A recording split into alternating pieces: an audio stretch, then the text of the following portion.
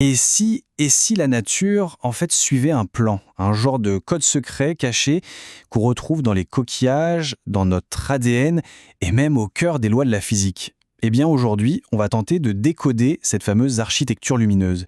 C'est une découverte qui pourrait bien tout changer pour l'avenir de la technologie. Allez, on attaque. Bon, tout part de là, de ce mystère qu'est la coquille du Nautile. Ce n'est pas juste une jolie chose, non, c'est bien plus que ça. Ça pourrait être la preuve d'un plan intelligent. On appelle ça le double encodage.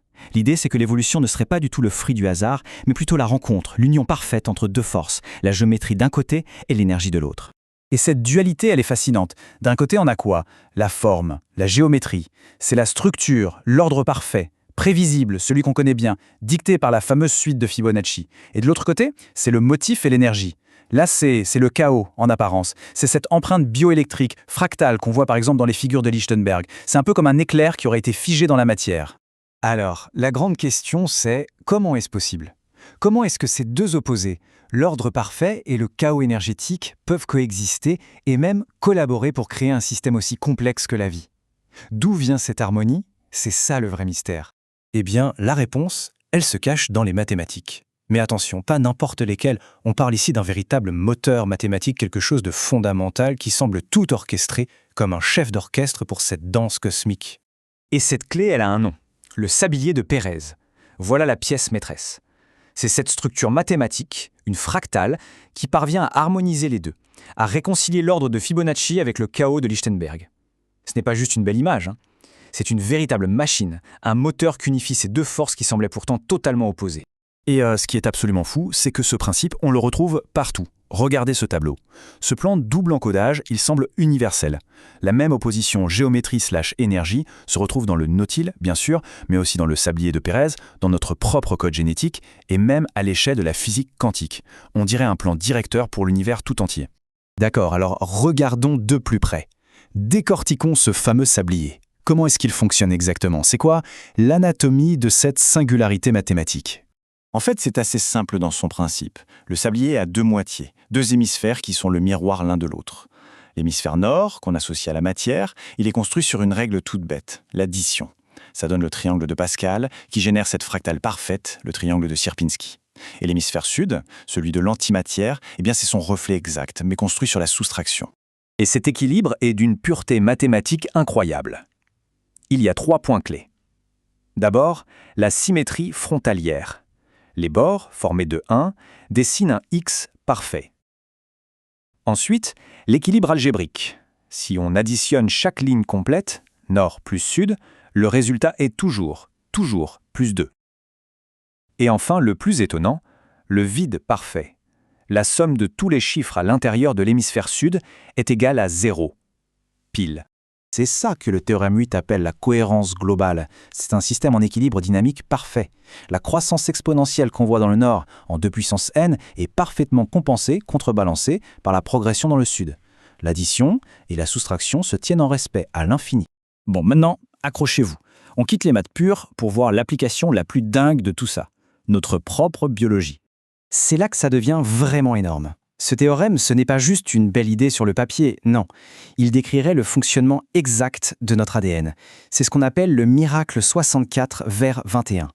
On a 64 combinaisons de codons possibles dans notre code génétique, et ce sont ces mêmes lois fractales du sablier qui les compressent, qui les organisent pour donner les 21 acides aminés essentiels, les briques de la vie.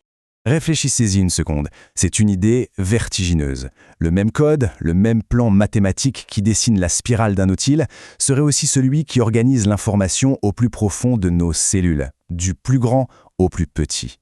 Ok, alors, si ce code est le système d'exploitation de la nature, est-ce qu'on peut s'en servir? Est-ce qu'on pourrait l'utiliser pour régler nos plus gros problèmes technologiques? On passe de la biologie à l'informatique. Le problème avec nos technologies, même les plus pointues comme l'informatique quantique, c'est qu'elles finissent par se heurter à un mur, le bruit, la perte d'informations, ce qu'on appelle la décohérence, les collisions de données. Mais la nature, elle a déjà la solution. Ce code fractal, c'est le plan d'une architecture de mémoire qui serait, en théorie, indestructible. Et voici son application concrète.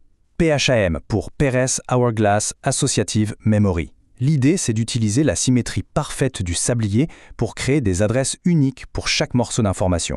Fini les collisions. Mais il y a encore mieux. La structure elle-même est capable de corriger le bruit. Une donnée qui entre, même si elle est corrompue, retrouve son chemin et ressort parfaitement intacte. Et ce tableau, il montre à quel point c'est une révolution. Quand on compare PHAM au réseau de Hopfield ou au fameux modèle transformer de l'IA, on voit que sa capacité est théoriquement infinie. Sa tolérance au bruit est bien plus élevée, mais le plus fou, c'est la vitesse de récupération.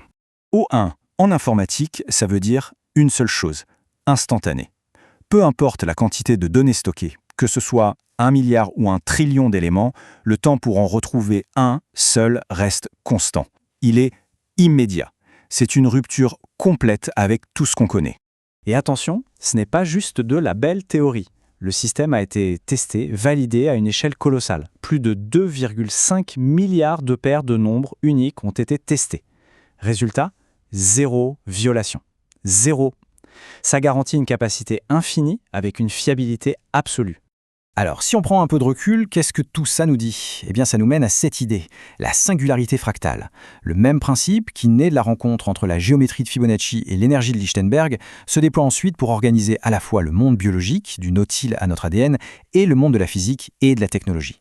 C'est comme s'il y avait un seul et même système d'exploitation pour l'univers. Le grand mathématicien Ramanujan disait « Une équation n'a de sens pour moi que si elle exprime une pensée de Dieu. Devant une telle harmonie, une telle unité, comment ne pas penser à cette phrase ?» La conclusion est assez vertigineuse. Si cette théorie se confirme, ça veut dire que pour bâtir l'avenir de l'intelligence artificielle, on n'a peut-être rien à inventer.